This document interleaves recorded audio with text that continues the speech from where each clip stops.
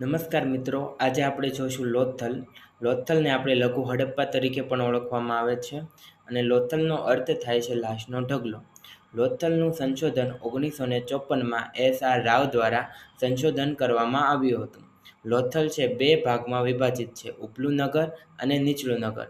લોથલ છે અમદાવાદ જિલ્લો, ધોળકા તાલુકો અને સરગવાના ગામમાં લોથલ શહેર આવેલું છે. લોથલ શહેરની આપણે નદીની વાત કરીએ તો લીંબડી ભોગાવો નદી અને સાબરમતી નદી પાસે લોથલ શહેર આવેલું છે. લોથલમાં આપણે જો વાત કરીએ તો અવશેષોની, લોથલમાં 21 હાડપિંજરો લોથલ ખાતે મળી આવ્યા છે અને ગાય અને ઘોડાના રમકડા પણ મળી આવ્યા છે. સોયના પણ પુરાવા મળી આવ્યા છે અને પથ્થરની ઘંટીના પણ પુરાવા મળી આવ્યા છે અને લોથલ ખાતે 3 જોડિયા કબર પણ મળી આવી છે.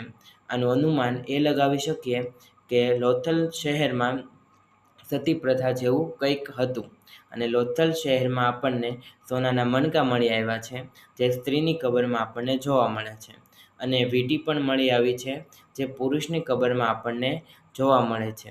લોથલ છે એ આખા વિશ્વનું સૌથી પ્રાચીન બંદર એટલે કે લોથલ તરીકે આપણે ઓળખવામાં આવે છે, જે સૌથી પ્રાચીન બંદર તરીકે પણ ઓળખવામાં આવે છે લોથલને.